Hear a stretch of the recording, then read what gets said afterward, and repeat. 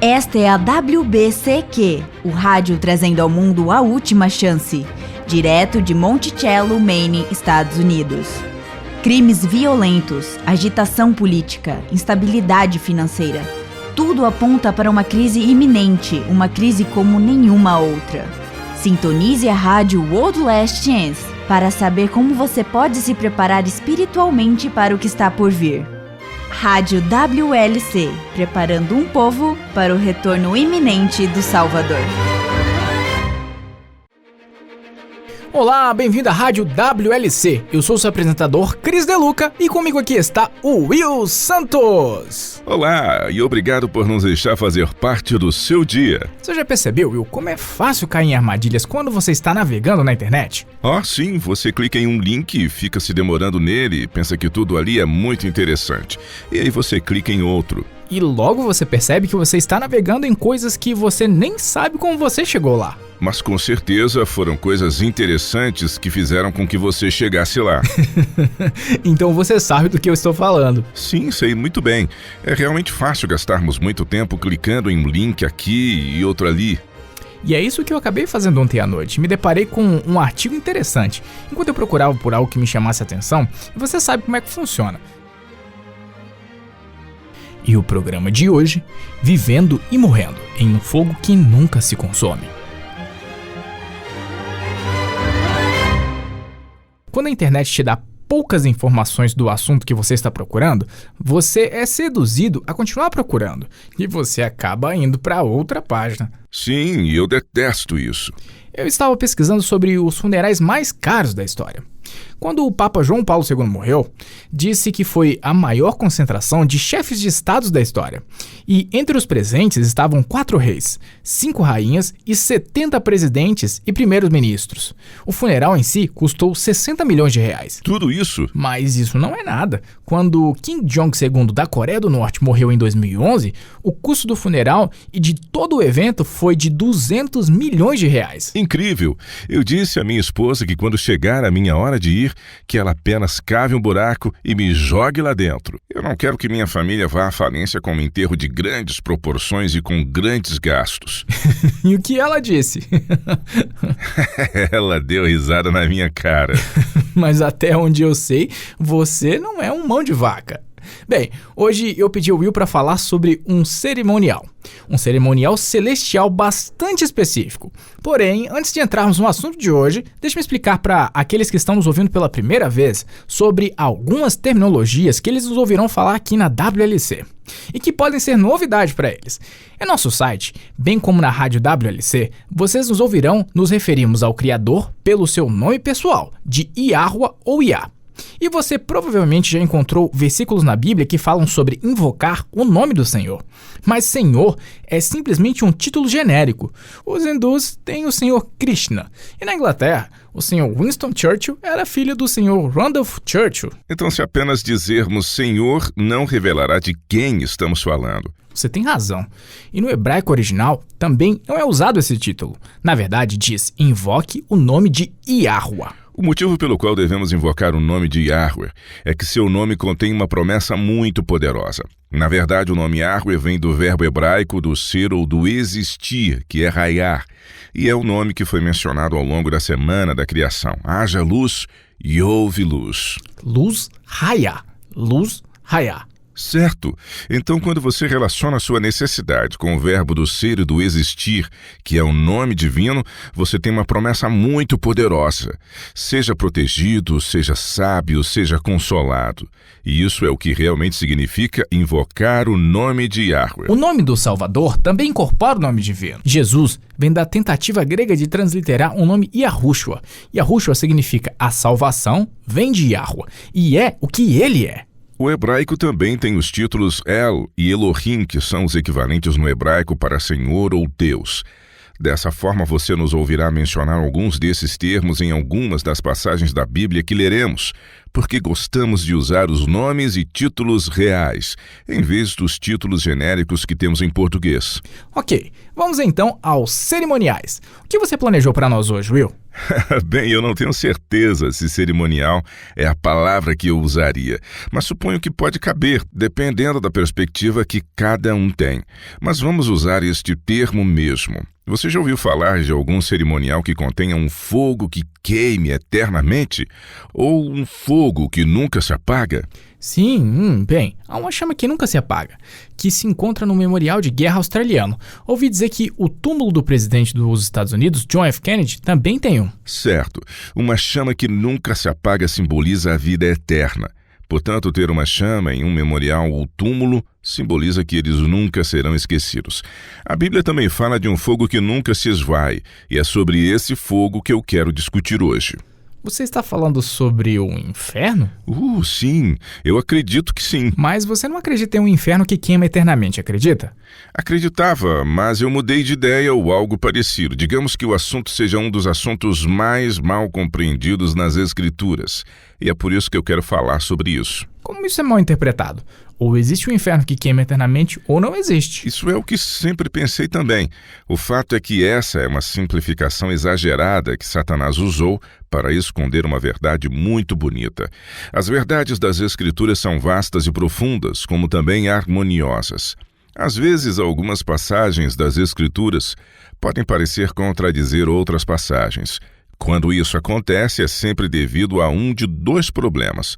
Ou a pessoa tem alguma crença incorreta, ou que está baseada em uma suposição errada.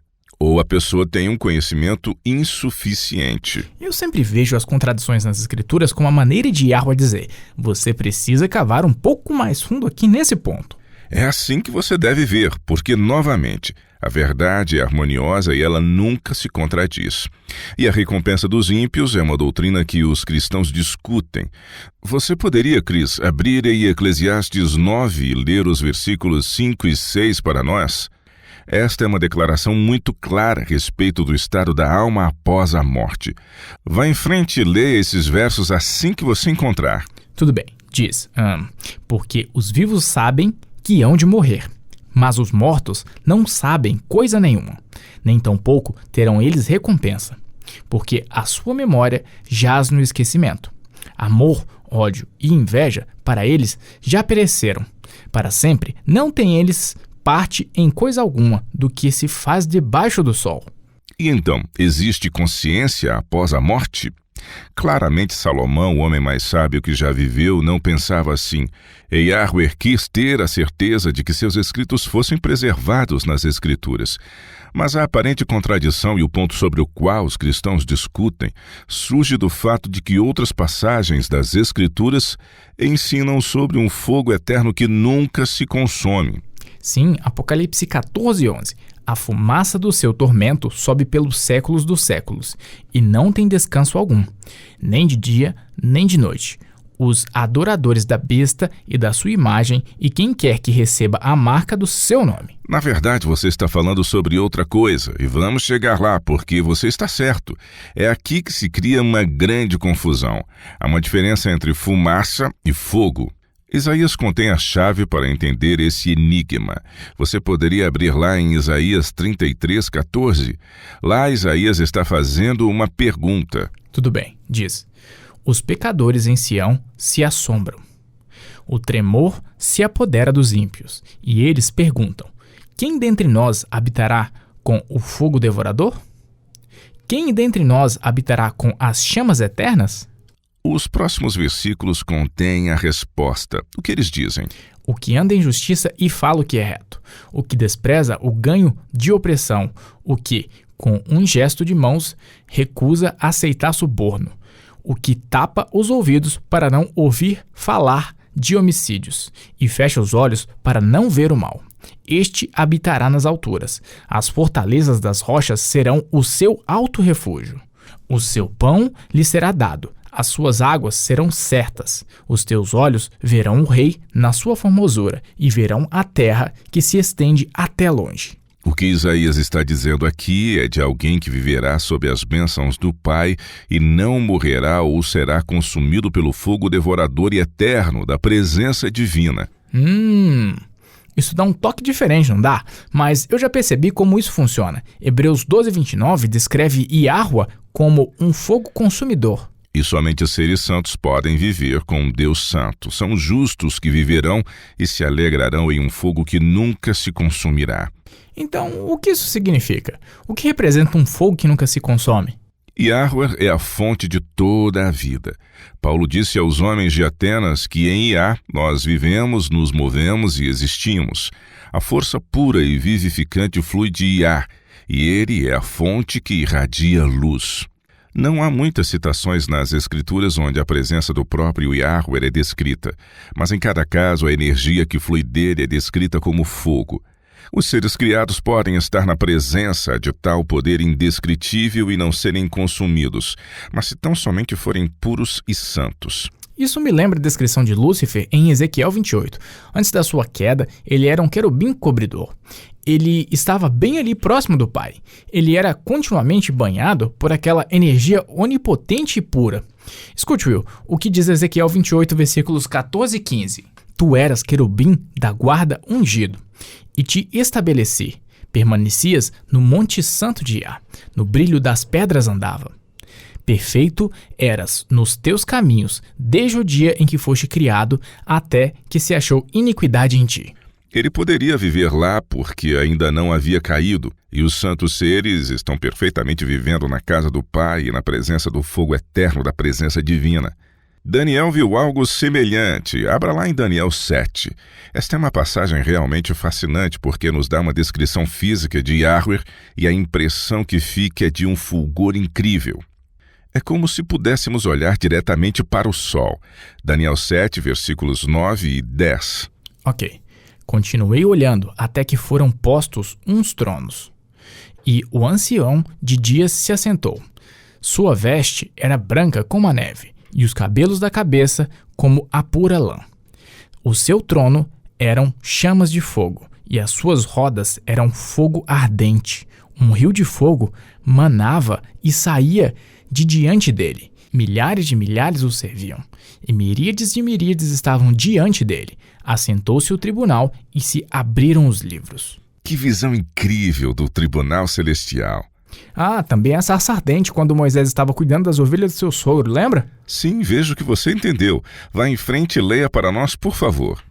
Tudo bem. Está em Êxodos 3, versículo 1 e 2, diz, abre aspas, apacentava Moisés o rebanho de Jetro, seu sogro, sacerdote de Midian, e levando o rebanho para o lado ocidental do deserto, chegou ao monte de Iá, a Horebe. Apareceu-lhe o anjo de Yahweh, numa chama de fogo, no meio de uma sarça. Moisés olhou, e eis que a sarça ardia no fogo, e a sarça não se consumia. Obviamente, este ser não era o próprio Yahweh, mas ressalta a glória que continuamente o rodeia quando um anjo, direto de sua presença, irradia a mesma energia resplandecente que cerca o Pai. Agora, Cris, vá para Êxodos 19. Após o êxodo, Yahweh desceu ao Monte Sinai para falar pessoalmente sobre a sua lei. Ele veio em uma demonstração tão radiante, de uma energia luminosa, que para os israelitas que olhavam, parecia que a montanha inteira estava em chamas. Leia o versículo 18, por favor. Ok. Todo o Monte Sinai fumegava, porque Yahweh descera sobre ele em fogo. A sua fumaça subiu como fumaça de uma fornalha, e todo o monte tremia grandemente. Quanto mais perto nos aproximamos de Iá, mais próximo estaremos das chamas eternas, aquela energia pura que é a fonte de toda a vida que há no universo. Agora, o que é realmente interessante é quando aprendemos o efeito que isso tem sobre aqueles que têm a oportunidade de se achegarem, mas não tanto a tal ponto de serem destruídos. De acordo com Êxodos 34, Moisés passou 40 dias na presença divina no Monte Sinai. Ele havia passado aquele tempo em comunhão com Iá, em sua presença. Então, ao final desses 40 dias, o rosto de Moisés refletia a glória divina de Iá. Vamos ler esse texto, Êxodo 34, e comece no versículo 29. Ok. Quando desceu Moisés do Monte Sinai, tendo nas mãos as 2 tábuas do testemunho, sim, quando desceu do monte, não sabia Moisés que a pele do seu rosto resplandecia, depois de haver Iá falado com ele. Olhando Arão e todos os filhos de Israel para Moisés, eis que resplandecia a pele do seu rosto, e temeram chegar-se a ele. Então Moisés o chamou. Arão e todos os príncipes da congregação tornaram a ele, e Moisés lhes falou. Depois vieram também todos os filhos de Israel, aos quais ordenou ele tudo o que Yahweh lhe falara no monte Sinai. Tendo Moisés acabado de falar com eles, pôs um véu sobre o rosto. Porém, vindo Moisés perante Yahweh para falar-lhe, removia o véu até sair. E, saindo, dizia aos filhos de Israel tudo o que lhe tinha sido ordenado.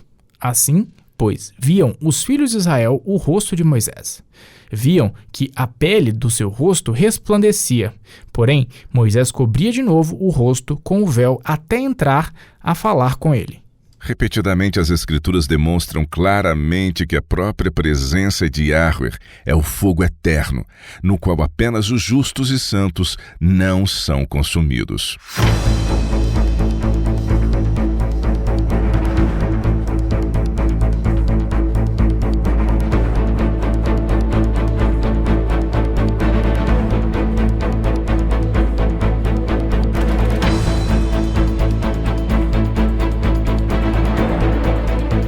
É natural querer orar por aqueles que você ama, especialmente se eles estão lutando com um determinado problema.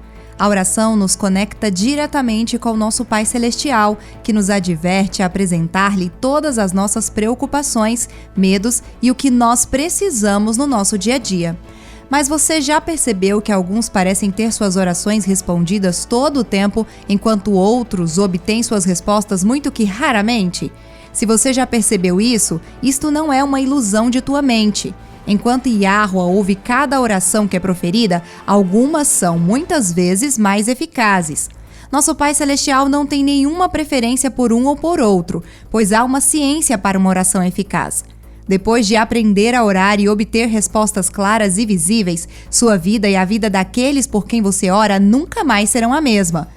Para aprender a orar por outros e obter sucesso, procure o episódio de rádio intitulado Os Segredos da Oração Intercessória.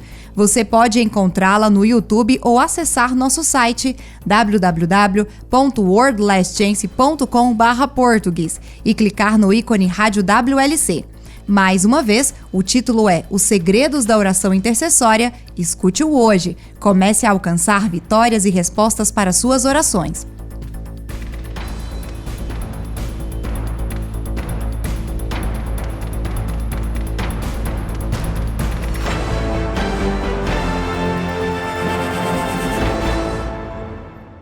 Vamos voltar ao tópico de hoje. Nós estamos falando que o fogo eterno representa em si a presença do próprio Yahweh. Somente seres santos podem sobreviver à força do calor que flui da sua presença. Vamos falar agora sobre o efeito disso sobre os pecadores. O que acontece nessa situação? O pecado não pode sobreviver à presença da glória divina e singular. É por isso que quando Moisés pediu para ver a face de Yah, o que Yahweh disse? Bem, ele disse não. Por quê? Porque ninguém jamais poderia ver seu rosto e viver. Por quê? Porque somos pecadores e ele é santo? Certo, Yah amava Moisés e ele não queria destruí-lo, e então ele não podia permitir que Moisés visse seu rosto. E isso realmente fortalece o conceito de que o pecado nos separa de Yah. É verdade, porque uma vez que ele ama os pecadores, Yahweh teve que sair de cena a fim de que tivéssemos tempo para nos arrependermos e escolhermos nos voltar a ele. Quando o nosso coração não é santificado, nós não encontramos alegria na presença divina e nos ressentimos. E foi isso que aconteceu no Sinai. Moisés estava na presença divina e seu rosto reluzia. O povo estava no pé da montanha, muito mais longe, e tiveram uma resposta muito diferente. Vamos ler Êxodos 20, versículos 18 e 19. Tudo bem, diz: todo o povo presenciou os trovões, e os relâmpagos, e o clangor da trombeta, e o monte fumegante, e o povo, observando, se estremeceu e ficou de longe. Disseram a Moisés: fala-nos tu, e te ouviremos, porém não fale Elohim conosco para que não morramos. Essa sempre será a resposta de corações não santificados, os quais produzirão medo e insegurança e o desejo de se afastar. O fogo de Yahweh é um fogo consumidor, o qual consome o pecado como também aos pecadores se eles escolherem se apegar aos seus pecados. Foi o que aconteceu na história de Nadab e Abiú. Vamos lá para Levíticos 10 e dar uma olhada nisso. Nadab e Abiú eram filhos de Arão, e eles foram escolhidos para servir a Yahweh como sacerdotes de uma forma franca. Mas eles não deram importância a este privilégio. Leia, por favor, Levíticos 10, 1 e 2. O que diz esses dois versos? Nadab e Abiú, filhos de Arão, tomaram cada um o seu incensário, e puseram neles fogo, e sobre este incenso, e trouxeram fogo estranho perante a face de Yahweh, o que lhes não ordenara. Então saiu fogo de diante de Yahweh e os consumiu, e morreram perante Yahweh. Você poderia imaginar que eles se sentiriam entristecidos e arrependidos, mas não foi isso que ocorreu. Assim, por desrespeitar Yahweh, eles foram mortos pelo fogo que emanou de Yah. Mas nós temos aqui um detalhe interessante que acho que a maioria de nós não se ligou ao ler esse relato. Esse detalhe revela muito sobre o fogo que arde sem cessar. Leia os versículos 4 e 5 e vamos ver se você consegue captar a mensagem dita aqui. Tudo bem. Então Moisés chamou a Misael e a Eusafã, filhos de Uziel, tio de Arão, e disse-lhes: Chegai, tirai vossos irmãos de diante do santuário, para fora do arraial. Chegaram-se, pois, e os levaram nas suas túnicas para fora do arraial, como Moisés tinha dito. Você conseguiu captar a mensagem das entrelinhas desse texto? Eles os carregaram com suas túnicas? Isso é bem estranho. Como eles ainda tinham túnicas se eles morreram queimados? Você matou a charada. Eles ainda estavam com suas roupas intactas. Agora, se alguém apontasse um lança-chamas para você por um período suficiente para matá-lo, o que você acha que iria queimar primeiro? Seu corpo ou suas roupas? Minhas roupas, é claro. É preciso um bom espaço de tempo para que um corpo seja queimado totalmente, visto que temos em nossa estrutura uma grande parte composta por água. Verdade. Este pequeno detalhe não considerado nos dá uma pista incrível sobre o fogo da presença de Yah. Diz-nos que o fogo de Yah não é um fogo de combustão. Você se lembra, Cris, de Sadraque, Mesaque e Abednego? Sim, os três valorosos, eles foram sentenciados a serem lançados em uma fornalha ardente por se recusarem a se curvar e adorar o ídolo que Nabucodonosor havia estabelecido na planície de Dura. De acordo com as escrituras, eles estavam vestidos normalmente. Na verdade, Daniel 3:21 lista todas as vestimentas que eles estavam usando. Deixa-me ver. Aqui. Então, estes homens foram atados com seus mantos, suas túnicas e chapéus e suas outras roupas e foram lançados na fornalha sobremaneira acesa. Então eles são lançados com todas as suas vestimentas naquela fornalha ardente e o que acontece? Bem, lá dentro se colocam de pé e começam a andar sem gritos ou histeria. Mas ao contrário, eles passeavam lá dentro. Eles estão no meio das chamas, mas não são consumidos. Porém, algo foi consumido. Somente as cordas que os amarravam. Certo. Agora leia os versículos 26 e 27 de Daniel 3. Ok. Então se chegou Nabucodonosor à porta da fornalha sobremaneira acesa. Falou e disse: Sadraque, Mesaque e Abednego, servos do Deus Altíssimo, sai e vinde. Então Sadraque, Mesaque e Abednego saíram do meio do fogo. Ajuntaram-se os sátrapas, os prefeitos, os governadores e os conselheiros do rei e viram que o fogo não teve poder algum sobre os corpos destes homens, nem foram chamuscados os cabelos da sua cabeça, nem os seus mantos se mudaram, nem cheiro de fogo passara sobre eles. As roupas deles nem mesmo cheiravam queimado. A razão é simples, eles estavam na presença do Deus Altíssimo. Vamos voltar a alguns versos e ler os versículos 23 a 25. Tá. Estes três homens, Sadraque, Mesaque e Abednego, caíram atados dentro da fornalha sobremaneira acesa. Então o rei Nabucodonosor se espantou e levantou depressa e disse aos seus conselheiros: Não lançamos 3 homens atados dentro do fogo? Responderam ao rei: É verdade, ó rei. Tornou ele e disse: Eu, porém, vejo 4 homens soltos que andam passeando dentro do fogo, sem nenhum dano, e o aspecto do quarto é semelhante a um filho dos deuses. Esta é uma ótima história.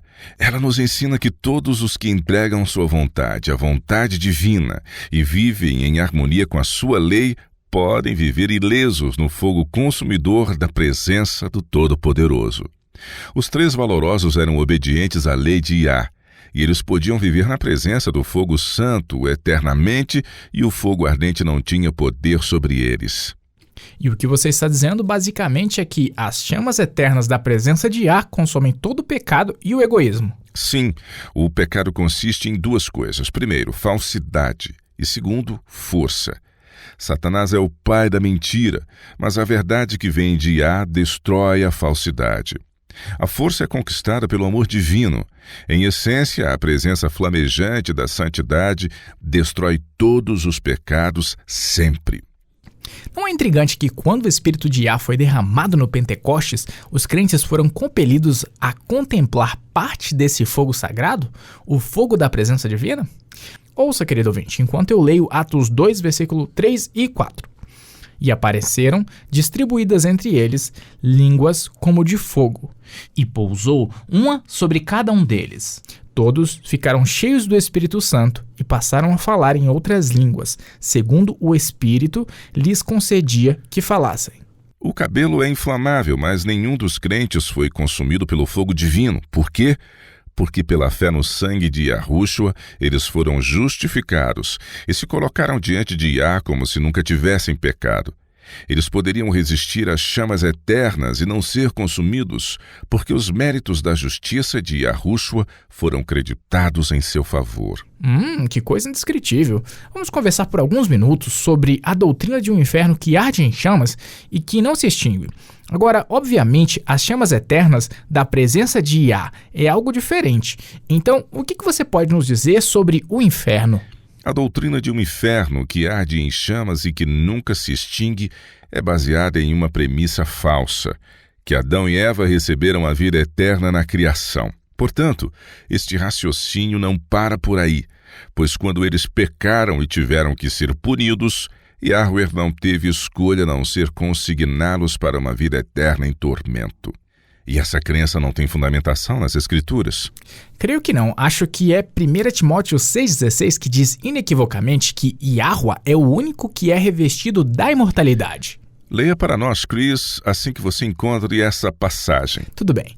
Ele está descrevendo Yahweh aqui e diz: a qual, em suas épocas determinadas, há de ser revelada pelo bendito e único soberano, o Rei dos Reis e Senhor dos Senhores, o único que possui imortalidade, que habita em luz inacessível, a quem homem algum jamais viu, nem é capaz de ver. A ele honra e poder eterno. Amém. De acordo com 1 João 4, versículo 8, Yahweh é amor. Mas ele é mais que isso. Ele também é justo. E como um Deus de puro amor e justiça plena, Yahweh não queria dar a vida eterna a ninguém que ainda não tivesse feito a escolha de quem servir, ou a ele ou a Satanás. Sim, esse foi o maior problema que tive com a doutrina de um inferno que arde em chamas e que queima eternamente. Como poderia ele ser um pai amoroso condenando simplesmente o pior pecador a ser torturado eternamente? Isso não traz a ideia de um pai justo. Não traz. A vida eterna é um presente, e ela é concedida apenas para aqueles que venceram pela fé por meio dos méritos de Yahushua. Romanos 6,23, porque o salário do pecado é a morte, mas o dom gratuito de Yah é a vida eterna em Cristo Yahushua, nosso Senhor. A punição para aqueles que optam por se apegar ao pecado não é a vida eterna em meio a tormentos, mas é a morte que assume esse papel. Você disse na primeira parte do programa de hoje que a doutrina de um inferno que arde em chamas por toda a eternidade confunde o tema que envolve a chama eterna da presença de Yah, certo? Claro que sim, pois muitos começam a ver isso como algo verdadeiro, principalmente para aqueles que acreditam em um inferno que arde em chamas para sempre, como também há aqueles que não acreditam nessa possibilidade. A verdade é mais sutil. Existe apenas um tipo de fogo que queima sem cessar, que é a fonte da presença pura e salutar do Todo-Poderoso. Os justos, aqueles que permitiram que o Espírito de Yah os purificasse, habitarão para sempre nas chamas eternas da presença de Yah. Este é o mesmo fogo que consumirá totalmente os ímpios, que são aqueles que escolheram se apegar aos seus pecados e que se recusaram a passar pelo fogo da depuração. Isaías 33 explica isso de uma forma melhor, Você poderia abrir lá em Isaías, Chris, e ler para nós os versículos 10 a 16? Claro que sim. Diz: Agora me levantarei, diz Yahweh. Levantar-me-ei a mim mesmo. Agora serei exaltado. Concebestes palha, dareis à luz restolho. O vosso bufo enfurecido é fogo que vos há de devorar. Os povos serão queimados como se queima a cal. Como espinhos cortados arderão no fogo. Ouvi vós, os que estáis longe, o que tenho feito, e vós, os que estáis perto, reconhecei o meu poder. Os pecadores em Sião se assombram. O tremor se apodera dos ímpios, e eles perguntam: quem dentre nós habitará com o fogo devorador? Quem dentre nós habitará com chamas eternas? O que anda em justiça e fala o que é reto, o que despreza o ganho de opressão, o que com um gesto de mãos recusa aceitar suborno, o que tapa os ouvidos para não ouvir falar de homicídios e fecha os olhos para não ver o mal. Este habitará nas alturas, as fortalezas das rochas serão o seu alto refúgio, o seu pão lhe será dado, as suas águas serão certas. A pura energia da presença de Yahweh é um fogo consumidor. Ela consome o pecado onde quer que ele esteja. Novamente, é por isso que o pecado nos separa de Yahweh. Ele literalmente nos separa porque, se ele não fosse eliminado, seríamos destruídos. Assim, em seu amor por nós, ele se retira, e em seu lugar ele envia ao mundo seu Espírito, que é sua respiração, a fim de depurar as impurezas de todos os que desejam ser purificados. Então, quando Yahushua vier, todos os que se submeteram à sua ação viverão sem serem consumidos no fogo eterno da presença de Yahweh. E todos que se recusarem a se desvencilharem do pecado serão consumidos. Em 2 Tessalonicenses 2,8, Paulo se refere do quando isso sucederá, abre aspas, então será de fato revelado o iníquo, a quem o Senhor Yahushua matará com o sopro de sua boca e o destruirá pela manifestação de sua vinda. Esse é o verdadeiro fogo do inferno, que destruirá todos os que se recusarem a serem purificados e preferirem se apegar ao pecado. E como você explica Apocalipse 14:11, que diz: a fumaça do seu tormento sobe pelos séculos dos séculos?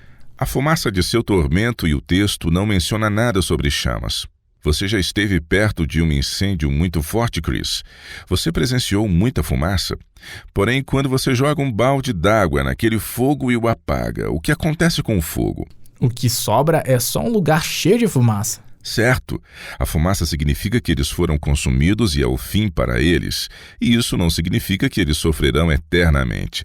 Significa que o fogo da presença divina consumiu todo o mal e o pecado e os pecadores já não existem mais.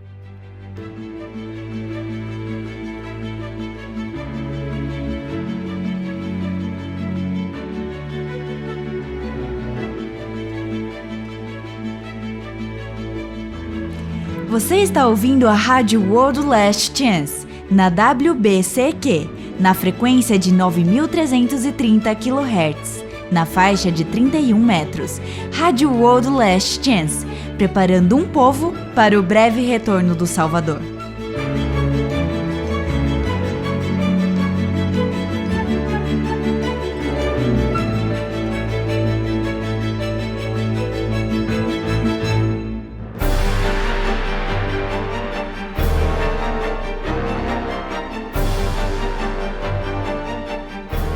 Apocalipse 11 contém uma profecia intrigante sobre duas testemunhas que são mortas e cujos corpos são deixados nas ruas de uma, abre aspas, grande cidade. Algumas pessoas presumem que a grande cidade é um símbolo para Jerusalém, mas não é isto que os estudos indicam. Na verdade, é um símbolo da cidade do Vaticano, em Roma, e as evidências são plausíveis. Esta é uma importante profecia, uma vez que o livro do Apocalipse nos diz que todas as nações beberam do vinho de Babilônia, que é outro símbolo para a grande cidade. Para saber mais, visite nosso site www.worldlastchance.com/português e clique no ícone Rádio WLC. Procure pelo episódio Babilônia, a Grande que é Roma.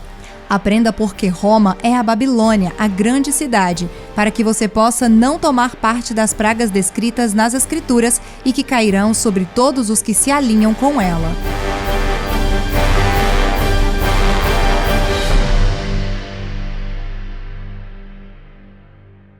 A pergunta que chega até nós hoje vem de Portugal.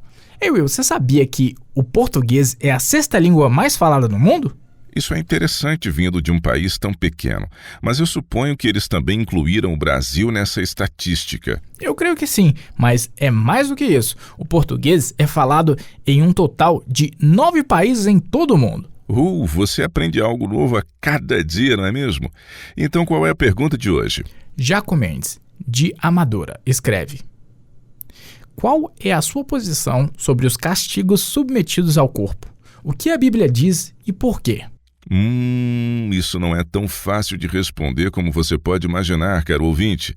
Em primeiro lugar, o princípio bíblico é mais bem resumido em Provérbios 22, versículo 6, que diz: ensina a criança no caminho em que deve andar, e ainda quando for velho, não se desviará dele. Nossa responsabilidade como pais é educar nossos filhos para que tenham um caráter compatível, a fim de que vivam na presença de Yah. Isso inclui corrigi-los com palmadas?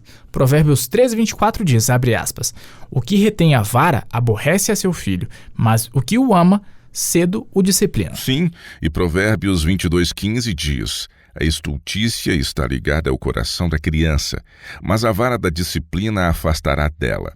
O que torna isso um pouco mais complicado é o fato de que há países onde a mutilação do corpo é ilegal. A última vez que eu vi, havia mais de 50 países em todo o mundo que haviam proibido a correção por meio da vara ou outros meios. Mas agora eu gostaria de me concentrar nos princípios que envolvem esse assunto. Eu não quero entrar nas polêmicas dos prós e contras da correção, pois cada pai precisará decidir isso por si só. Você batia nos seus filhos quando eles eram crianças, Will? Na verdade, eu e minha esposa os corrigíamos sim. Isso raramente ocorria e apenas por um detalhe. Quando eles nos desobedeciam ao nos desafiar em situações que já eram claramente compreendidas. Mas, novamente, vamos nos concentrar nos princípios. O princípio ensinado nas Escrituras é que os pais são responsáveis por educar seus filhos. Em outras palavras, com o fim de discipliná-los. Como você definiria disciplina? Bem, não como uma coisa ruim. O que eu quero dizer é que os soldados, os atletas e os músicos, assim como outros grupos, são todos muito disciplinados. Você tem razão. Mas por que você não procura a definição de disciplina em seu dicionário, Chris? Veja para nós o que essa palavra quer dizer. Diz, abre aspas, instruir ou educar para informar a mente. Preparar-se pela instrução em princípios e hábitos corretos, quanto a disciplinar os jovens para uma profissão ou para uma utilidade futura. Fecha aspas. É bastante interessante, mas também significa corrigir para castigar, punir. Geralmente nos concentramos na definição restrita de punir, mas disciplina é muito mais do que isso. Disciplina no sentido mais verdadeiro da palavra é treinamento. Como pais, devemos fazer muito mais do que treinar uma criança a dizer sim, senhora e não, senhor. Queremos cooperar com Yahweh e educá-los a terem um caráter para que eles sejam homens e mulheres de Yah. Quando eu estava procurando pela palavra disciplina, a palavra que antecedia era a palavra discípulo. Uma das definições de discípulo é, curiosamente, disciplinar. Isso é curioso. Discipular nossos filhos, atraindo seus corações a Yah, é uma das tarefas mais nobres que temos como pais. Mas como fazemos isso? Alguma sugestão prática? Bem, novamente, Provérbios 22:6 diz isso de uma maneira mais categórica. Ensina a criança no caminho em que deve andar e ainda quando for velho, não se desviará dele. Isso é importante. Ser pai e discipular nossos filhos significa que fazemos mais do que corrigirmos seus erros. Devemos também incutir os bons traços de caráter que desejamos ver neles, como honestidade, bondade, ética no trabalho. Seguir a verdade independentemente do custo que ela traga. Isso é muito importante também. E a maneira como isso é feito deve ser por meio de uma disciplina no temor de Yah. Você começa a educá-los desde o berço para serem autodisciplinados e autocontrolados. A melhor maneira de fazer isso é ensiná-los a obedecer na primeira vez que mamãe ou papai os pedirem algo. Caso contrário, você está dando à criança permissão tácita para desobedecer até que a voz do adulto alcance um determinado tom. Sim, eu já vi esse tipo de pais educando seus filhos dessa forma. Disciplina não é uma coisa ruim. Na verdade, é uma coisa muito importante e vital para a nossa caminhada cristã. A maneira como uma criança é disciplinada é menos importante do que o espírito com que isso é feito. O que você quer dizer com isso? Nunca e jamais discipline uma criança com raiva. Tudo o que ensina com essa atitude é que quem é o maior ou o mais forte consegue o que quer. Isso produz um valentão ou uma criança que obedece apenas porque tem muito medo de fazer algo. Não é assim que conquistamos seus corações para Iá. Mais do que isso, se uma criança tem medo de seus pais terrenos e então lhe dizem que Iá é seu pai, ela terá medo de Yahua também. E isso é um desserviço tanto para a criança quanto para Iá. Abra em Lucas capítulo 18, Chris, e leia os primeiros 6 versículos. É o 6º versículo que eu quero enfocar, mas precisamos ler os anteriores para colocar esse assunto em seu contexto. Ok, dê-me só um segundo. Diz: naquela hora, aproximaram-se de Yahushua os discípulos, perguntando: quem é, porventura, o maior no reino dos céus?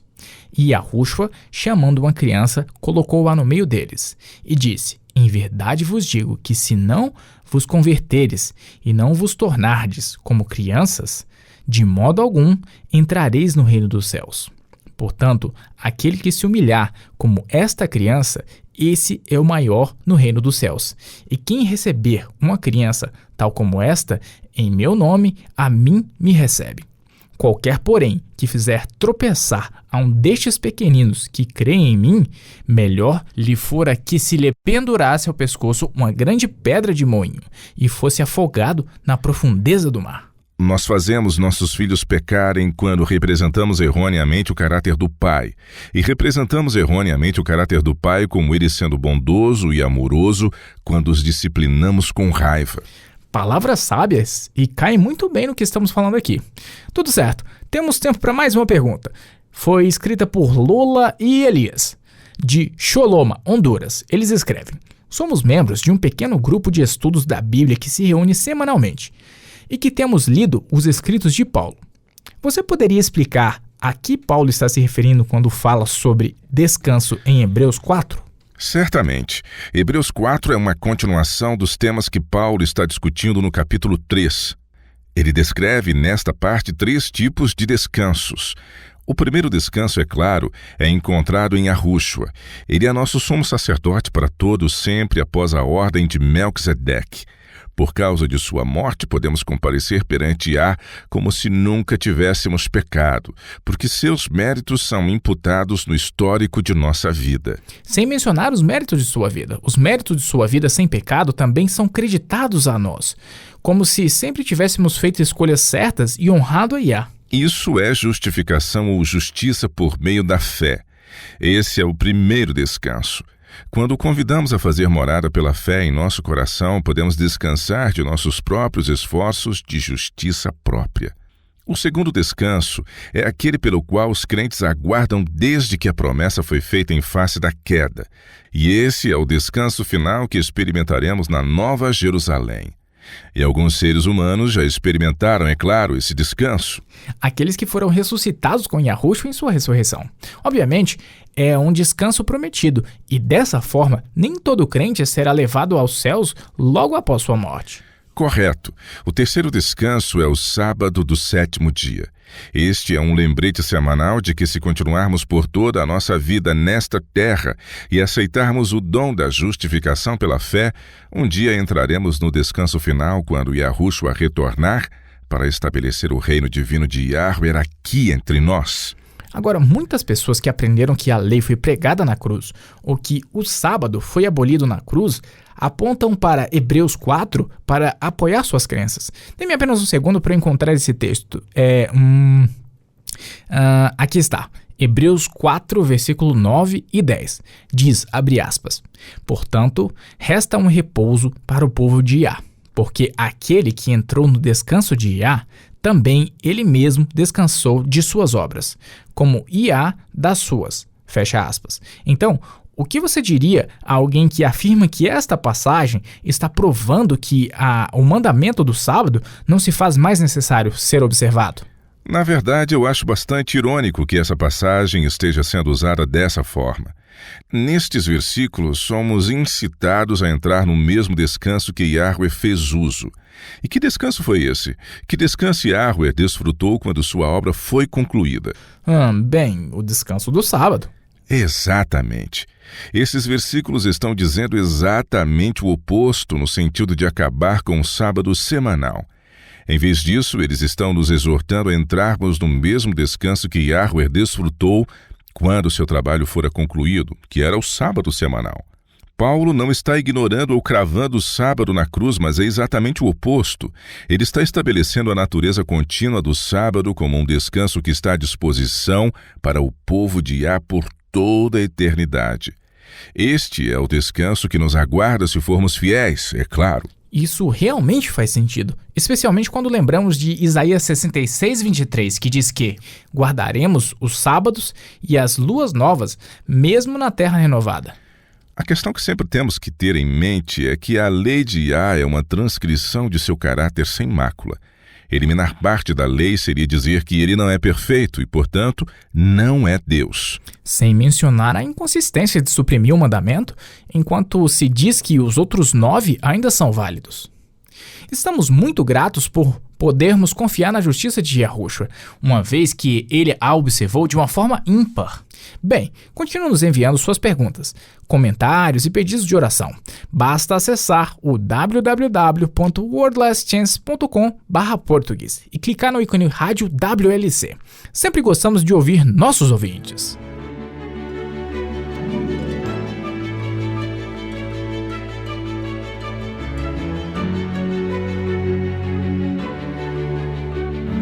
As testemunhas são essenciais para qualquer processo legal justo. Elas contam a sua versão sobre os fatos que viram ou se envolveram em face de um evento.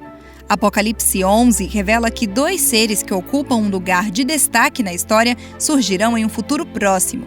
Eles serão testemunhas do céu e serão revestidos de poder para realizar milagres reais. Esta é uma profecia fascinante.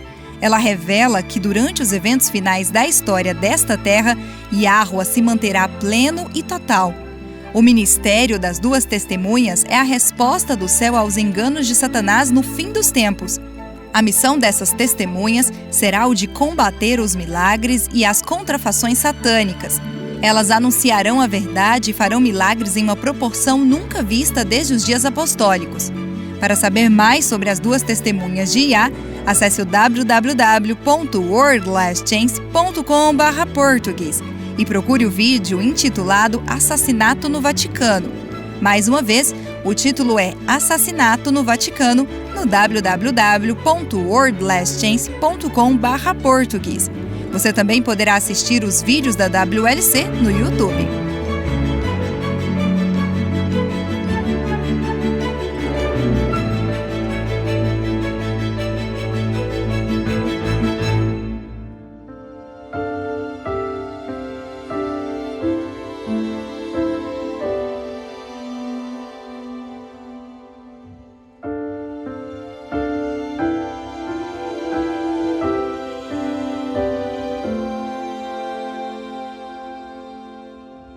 Eu sou Laura Lee com sua promessa diária da Palavra de Yah.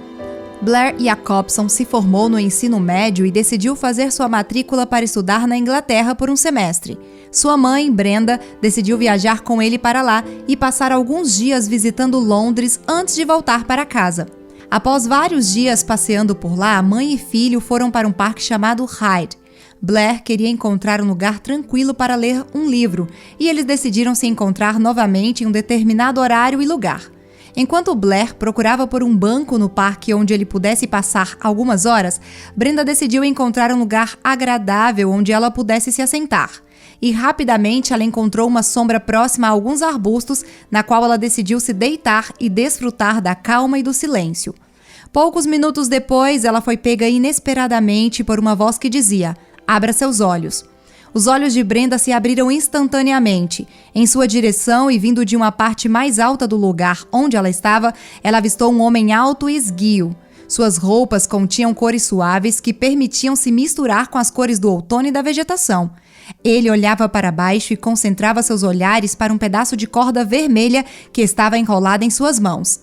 Que cargas d'água ele segura uma corda em suas mãos? Brenda se perguntava. Mas assim que essa pergunta veio à sua mente, ela rapidamente encontrou a resposta, e os arbustos próximos já não pareciam mais tão harmoniosos e serenos.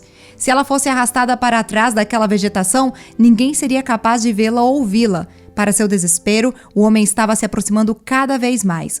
Outro pensamento veio à mente de Brenda, que dizia muito que claramente: levante-se e se dirija para a parte mais baixa do parque. Ela não entrou em pânico e procurou não deixar que a ansiedade tomasse conta dela. E as vozes que chegavam à sua mente eram muito fortes e claras. Ao Brenda levantar rapidamente, fez com que aquele homem fitasse seus olhos nela. Ao seu olhar se encontrar ao de Brenda, ela sentiu um arrepio da forma como ele a olhava. Ela, demonstrando confiança em suas ações, começou a se afastar de onde ela estava e milagrosamente aquele homem desapareceu. Os dias que se seguiram passaram rapidamente e logo Brenda já se encontrava novamente em sua casa. Alguns dias depois, ela recebeu um telefonema de sua amiga Sherry. Sherry foi direto ao ponto. Brenda, o que aconteceu com você no período em que você esteve na Inglaterra? Eu não entendi sua pergunta, indagou Brenda. Quarta-feira passada, explicou Sherry, o Senhor me despertou para orar por você, pois você estava prestes a ser assassinada. Brenda imediatamente lembrou do que sucedeu a ela no Park Riding. Algumas senhoras compararam a hora em que Sherry foi acordada para orar por sua amiga e, levando em consideração a diferença de fusos horários, descobriram que era exatamente a mesma hora em que Brenda estava deitada sozinha no gramado daquele parque, enquanto um homem com uma corda em suas mãos caminhava em sua direção. Brenda sempre lembra da maneira milagrosa como sua vida foi poupada. Ela diz, abre aspas, o que vem à minha mente não é tanto a imagem do homem ou da corda que ele carregava, ou mesmo o que poderia ter acontecido comigo. O que vem à minha mente é como Deus operou em meu favor. Agora eu sei que aquelas palavras que eu ouvi vinham dele, as quais foram transmitidas a mim por meio das orações de uma amiga. 1 Pedro capítulo 3, versículos 12 e 13 diz: porque os olhos de Yahua repousam sobre os justos, e os seus ouvidos estão abertos às suas súplicas, mas o rosto de Yah está contra aqueles que praticam males.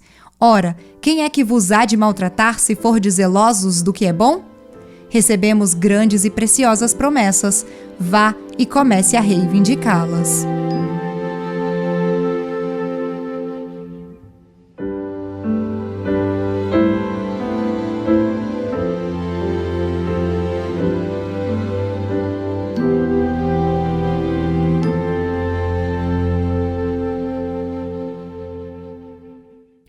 Nossa discussão de hoje foi muito interessante. Eu estou feliz por ter uma nova compreensão das chamas eternas e de que não é apenas um inferno eterno, é a própria presença de Yah. Nós falamos hoje sobre os cerimoniais que são descritos como chamas eternas. Bem, as chamas que nunca se extinguem serão um memorial perpétuo do poder do amor divino. A vida eterna é para todos os que optam por ter seus pecados consumidos pelo fogo do amor eterno. Tiago 4 nos diz como isso é feito. Você poderia ler para nós, Chris, Tiago 4, 7, 8 e 10? Ok.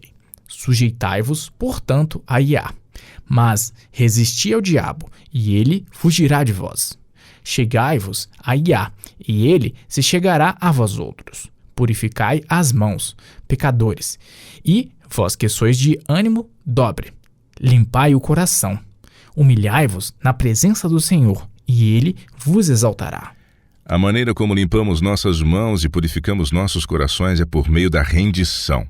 Quando Yahweh revela algo em nós que está em desacordo com a sua vontade, nós escolhemos nos rendermos em vez de nos apegarmos ao pecado. Não somos limpos por meio de nossos esforços e nem conseguiremos fazer isso, uma vez que é Yah que nos purifica. E todos os que são purificados vão viver na presença de Yahweh por toda a eternidade. O fogo de sua presença queimará por toda a eternidade. E isso é uma promessa. Apocalipse 21, 23 diz: a cidade não precisava do sol nem da lua para lhe darem claridade, pois a glória de Yahweh a iluminou, e o Cordeiro é a sua lâmpada. Como os 3 jovens valorosos e como Moisés no Sinai, os remidos serão capazes de viver na presença do fogo consumidor, porque eles renderam suas vontades a Iá. Eles permitiram que seus pecados fossem consumidos para que pudessem viver ilesos na presença da santidade do Pai. Isso me lembra de uma história que li recentemente. Aparentemente, havia um grupo de estudos bíblicos de senhoras que estava lendo um livro de Malaquias. Quando elas chegaram ao capítulo 3, elas ficaram realmente intrigadas com os versículos 2 e 3 que diz: Mas quem poderá suportar o dia de sua vinda? E quem poderá subsistir quando ele aparecer? Porque ele é como o fogo do ourives e como a potassa dos lavandeiros. Assentar-se-á como derretedor e purificador de prata. Purificará os filhos de Levi e os refinará como ouro e como prata. Eles trarão a Yahua justas ofertas. As mulheres queriam entender a ilustração para que pudessem realmente entender o processo descrito nas Escrituras. Uma das mulheres ficou responsável em observar um ourives em seu processo de depuração para que pudesse relatar ao grupo exatamente o que ele fez. Sim? E o que ela descobriu? Bem, foi realmente interessante. O ourives explicou que, para refinar a prata, ele tinha que segurá-la no meio do fogo, onde as chamas eram mais fortes. Essa é a única maneira que ele poderia queimar quaisquer impurezas. A mulher perguntou se era verdade que ele tinha que ficar ali junto ao fogo o tempo todo em que a prata estivesse sendo refinada nas chamas. Ele disse que sim. Ele disse que não apenas teria que ficar lá segurando a prata, mas teria que manter seus olhos nela o tempo todo. Se a prata fosse deixada por um pouco mais que o necessário, ela seria destruída. A mulher observou em silêncio por algum tempo, e então perguntou: como você sabe quando ela está totalmente refinada? Isso é simples, ele disse. Eu sei que ela está totalmente refinada quando posso ver a minha imagem nela. Isso é uma inspiração para todos nós, ter a imagem de Yahweh totalmente reproduzida em nós, para que quando as pessoas olharem para nós, elas vejam o Pai. Quando elas ouvirem nossas palavras, será a voz do Pai que elas ouvirão. Isaías 55 nos diz como isso acontece. Diz: buscai a Yahweh enquanto se pode achar, invocai-o enquanto está perto. Deixe o perverso o seu caminho, o iníquo os seus pensamentos, converta-se a Yahweh, que se compadecerá dele, e volte-se para o nosso Deus, porque é rico em perdoar. A recompensa por se render totalmente ao fogo purificador é enorme. Daniel 12, 2 e 3 promete: muitos dos que dormem no pó da terra ressuscitarão, uns para a vida eterna e outros para a vergonha e horror eterno. Os que forem sábios, pois resplandecerão como o fulgor do firmamento, e os que a muitos conduzirem à justiça, como as estrelas sempre e eternamente. Junte-se a nós novamente amanhã, e até lá, e lembre-se, Yahua te ama, e ele é digno de confiança.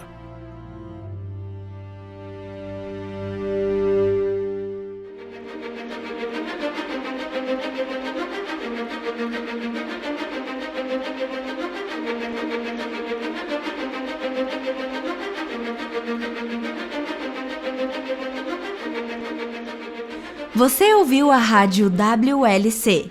Este programa, bem como os episódios passados na Rádio WLC, estão disponíveis para download em nosso site. Eles são excelentes para compartilhar com amigos e em estudos bíblicos. É também um recurso fantástico para aqueles que realizam seus cultos a Yahua, sozinhos ou com a família. Se você deseja ouvir os programas da Rádio WLC, visite nosso site no www.worldlastchance.com/português. Clique na opção WLC Rádio na parte superior esquerda da página inicial. Isso permitirá que você baixe os episódios no seu idioma preferido. Há também artigos e vídeos disponíveis em diversos idiomas. Participe conosco novamente amanhã com uma nova mensagem cheia de verdade na WBCQ, em 9.330 kHz, na faixa de 31 metros. Rádio World Last Chance, preparando um povo para o breve retorno do Salvador.